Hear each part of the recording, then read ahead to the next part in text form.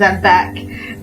So now I'm going to do Eric's extra episode, which is Seduce Me, the Otome, My Princess. I'm so excited. Erik is my second favorite character. I'm gonna put in my real name again. When you're dating someone, you expect surprises. Depending on who you're dating, the surprises can range from a new habit they may or may not have something that could change about them, or about how you see them. What? About how you see them? When it comes to dating a demon, the possibility becomes endless. Yes, it does. That's right. I was in love with a demon. Oh, crap. Nope, I gotta restart that. Because my thing was being stupid and glitched out. There we go. Oh, that's right. Erik's a incubi, which means... That's right. I was in love with a demon. The many surprises he showed me, including him being an incubus, him having tentacle powers, and him being an ex-noble from a large expanding kingdom. I didn't think anything could take the cake on top of those things. I was wrong. I found myself dressed to the nines, standing in my fiancé's luxury car as we drove into the city of Chicago. I didn't wear fancy clothes often, so the feeling of the lavish fabrics of the gown I was wearing against my skin was almost uncomfortable. Still, I had to admit, when I saw myself in the mirror, I was floored on how I looked. I was beautifully designed, red and black dressed, with matching heels and jeweled accessories. I still would have never known how Erik was able to obtain it all, but he gifted the gown, shoes, and the jewelry to me with a simple smile. What? Part of me knew that he made the dress by hand. He owned a custom suit shop and had access to the finest fabrics in the city. His skill wasn't limited to suits, however. He could make anything that was deemed as formal wear. Wow. As for the shoes and jewelry, I couldn't figure it out, and decided to let it go. Really? How did he surprisingly get you shoes and accessories? I wonder. Erik? Yes, my princess? What are we doing? Where are we going? A chuckle escaped Erik's lips as he continued to drive into the night. I told you, it's a surprise. What? Really? Hi. A surprise that requires me to dress up like I'm going to a prom? Not a prom, exactly. What? Okay. Erik? Erik's smile grew as he lowered a hand from the wheel and took a hold of my hand, bringing it to his lips, laying a butterfly kiss over it. I promise you will enjoy yourself. You have my word. Well... Okay. I stared at Erik, a small blush adoring my face as his gentle words and kiss. Giving up at last, I nodded and simply let him guide us farther into the heart of the city. Chicago was a beautiful city, especially at night. The lights illuminated the streets and buildings were a grand sight to behold, and the lively aura of the night's energy that filled every alley and sidewalk was simply enchanting. You could take me out of Chicago, but you could never take the love of Chicago out of me. To my surprise, the traffic towards our destination was almost non-existent. We were in the richest part of Chicago, and at last we arrived at our destination, one that took me completely off guard. The outside looked like a regular business building. At the very top of the tower was a large sign that said The Gateway in bright yellow colors. Something about it stood out somehow, which made me curious. What was in store in this place? Whoa boy. Erik led me out of the car, opening my door for me and escorting me out with a gentle hand. As he closed the door behind me, a man dressed in a bellboy suit rushed up to Erik and held out his hands. Erik dug in his tuxedo pocket and finally took out a small white envelope, passing it and his car keys to the bellboy. The bellboy took the items and quickly rushed to the driver's side of the car, driving it off like a valet. What? Okay, is this like some big rich fancy party that I don't know about? I watched the car head into the nearby parking lot as I unconsciously took Erik's arm. As I turned back to him, I could tell that I was in for more surprises. He handed me a mask and silently instructed me to put it on as we walked up to the steps at the door. It fit like a glove. Oh, is it a masquerade ball maybe? A pair of bellboys opened the doors for Erik and me, revealing a lavish lobby with a simple large pedestal platform in the middle of the room. Stepping up to it, we were stopped by a large woman dressed in a suit. Invitation? Invitation, what? I looked at Erik, watching him take out a golden slip of paper from his pocket and pass it to the woman. The guard looked over the parchment before landing to Erik and stepping away from our path to the pedestal. Where on earth were we going? I remained silent as we stepped up to the platform and settled in the middle of it, Erik guiding us to stop and stay still in place. Erik nodded to the guard, who simply nodded and waved her hand in the air. As she did, the pedestal beneath us suddenly shifted and began to rise into the air. So it's like an open elevator? Whoa! I gripped Erik tightly as the platform beneath us ascended through the building. All around us, sights of pictures and diamond chandeliers. Whatever this was, I could tell that this was by no means a regular event. When we reached the top floor, or what I assumed to be the top floor, we were greeted by a pair of women in waitress suits, bowing to us in respect, as their bird tail feathers and pure black eyes presented themselves to me. I knew that this was a demon party. Oh, we're at a demon ball, of course. Big surprise! The doors opened to a large ballroom, one that definitely didn't seem to fit the inside of a suit room. All around were couples and groups mingling and dancing elegantly to the sounds of Victorian-style orchestral music. I was astonished, even as I was led by Erik, everyone was dressed in modern formal wear with a range of dresses and tuxedos. It was almost dizzying how much the aged music clashed with the modern fashion of the patrons. Yet, I couldn't tear my eyes away from the sights of the guests.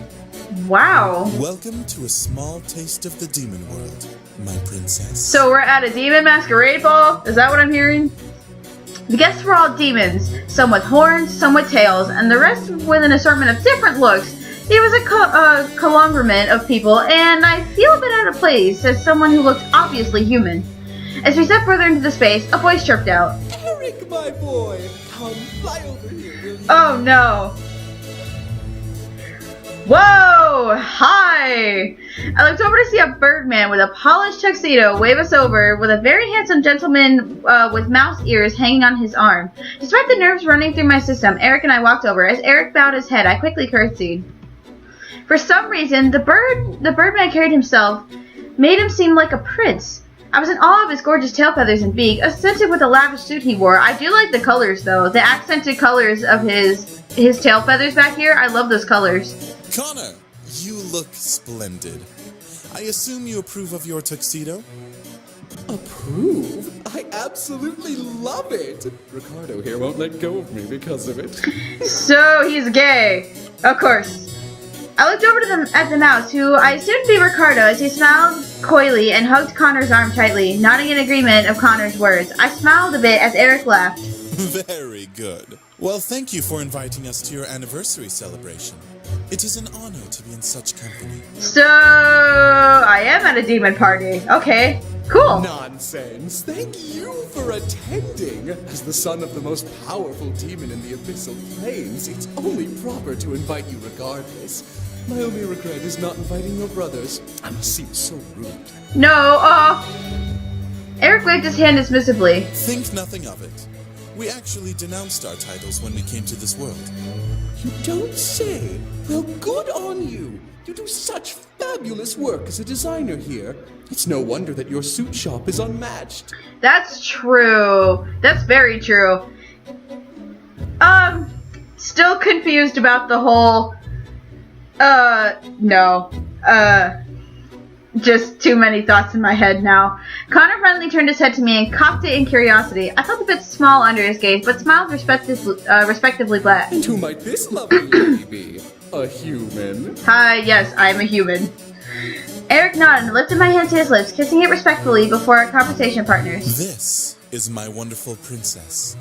I asked her to accompany me tonight to show her how elegant a demon ball can be. Yeah, because you totally just forced me into a dress and made me wear a mask for no reason. How marvelous! I rarely get to meet humans. It is an absolute delight to meet you. Do I have to speak in proper person? Connor held his hand out towards me, making me place my hand in it out of manners. Instead of kissing my hand, he lifted it to his beak and very gently nipped a couple times at the back of it, making me giggle. It's a pleasure to meet you too. Connor released my hand and smiled at me before looking back at Erik. Well, Erik, princess, it's been an absolute pleasure to meet you. Please enjoy the ball. Dance and eat as much as you like. Okay. We shall. Thank you.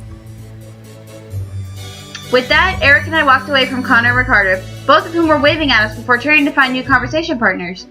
So, this is a demon ball? Yes, princess. You've been curious about what life was like for me in the demon world, yes?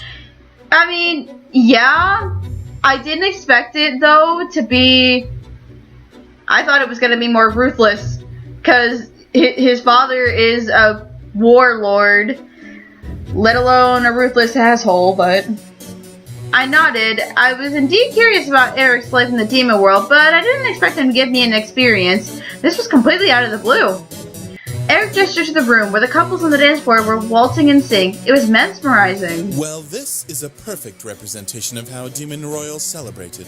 We had elegant balls filled with dancing and food, and they would only end when the sun came up. Cool! Party all night, yes.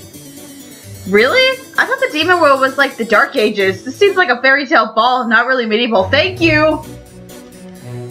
Erik chuckled and walked with me around the dance floor, continuing his explanation.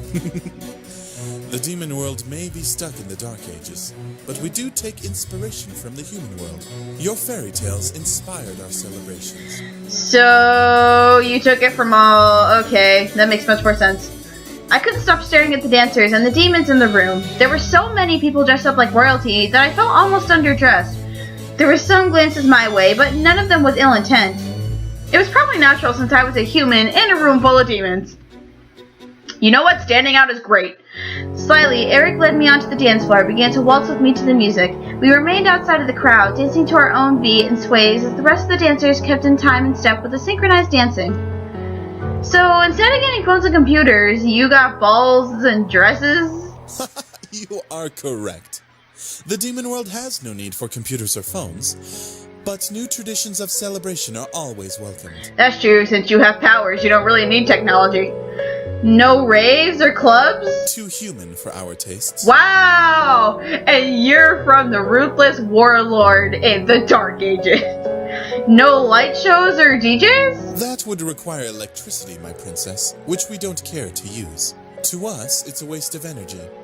Okay. I pursued my lips at Erik as he slowly began to ease us into the crowd. I barely noticed the dancers moving aside and stopping their dances to stare at us, as I locked eyes with Erik, continuing the conversation. Do demons have balls often? Unfortunately, no. Hosting celebrations take a large amount of resources, so we save balls for only the most grand of occasions. Makes sense. Makes sense. Like birthdays? Demons don't celebrate birthdays, princess. However, Darn. we celebrate the peaceful uniting of kingdoms or the crowning of a new ruler. So a coronation. Okay, but... Girl, you need to teach them how to celebrate birthdays. That is not right. They'll celebrate coronations, but they don't know anything about birthdays. Oh, that's sad. That's very sad. That saddens me so much. I became fascinated, even as Erik began to twirl me around and add elaborate steps into the dance between us. We both focused on each other, as we let the world around us fade into a blurred outline of people and decor. However, the human world has provided demons here the means to celebrate many more things. Like what? Like Connor's anniversary? Erik nodded and dipped me for a moment, staring into my eyes. Exactly. Ha! Hello, sexy face! I held on to Erik, mesmerized in his lovely purple eyes. I squeezed his hand gently and caused him to lift me back up and hold me close in a loving embrace. And one day, I would love to hold an elegant ball for our That union. face! That lovely face! Erik! My face began to glow a soft, rosy red as I smiled up at my prince. I loved him with every ounce of my being, and a fairy tale wedding and ball seemed like a perfect way to celebrate. I would love that. I would.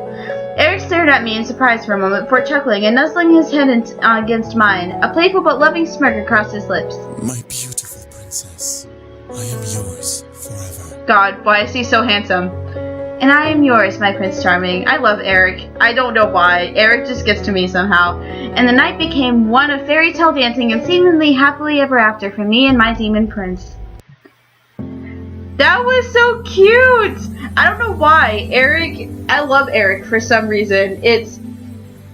When I first played his route in the first Seduce Me, the Otome game, he was like this whole cocky, flirtish, he had a cocky and flirty side to him, and he could basically get any woman he wanted, but as I kept playing in his route, I learned that his flirtatious side wasn't actually him. It was just like a mask that he wore, and you got to see the true side of him because he only revealed that side to the character and his brothers.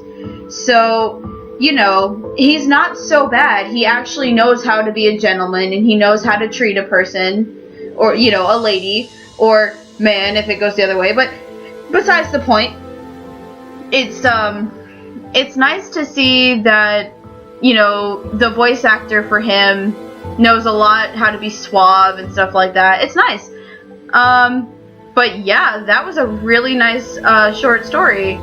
I'm excited though to see the other ones because I have Sam and I have Matthew. Any suggestions which one I should do first before I go? Because then I could do the last one last. I'm just trying to get everything done before the hurricane. Hi, Michael. Yes. I'm still trying to figure out which one I want to do now. I have Sam and I have Matthew. I think I should probably go for Sam first. I don't know. Let's see. Let's think about this. Sam is the cocky, like, tough exterior, softy on the inside. Matthew is the lovable potato. I don't know. Matthew is like a lovable potato. I don't know why. He just is. I think I should go with Sam, maybe. I don't know. Michael, you're watching this. Tell me which one I need to do now. I have two options here.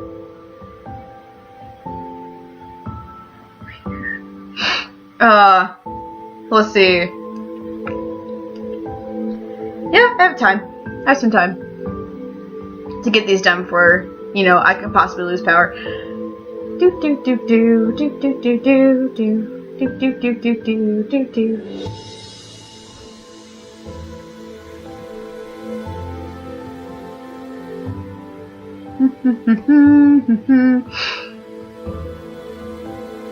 Oh, that's right. I could have turned down the background music, but I didn't really care. Michael's still waiting for an answer. What are you doing?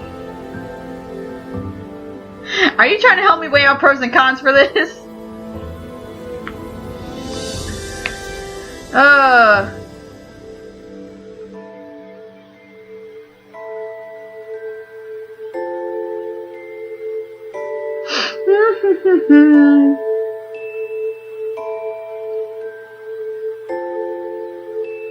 Yes, I'm texting him. Just because. Just to bother him.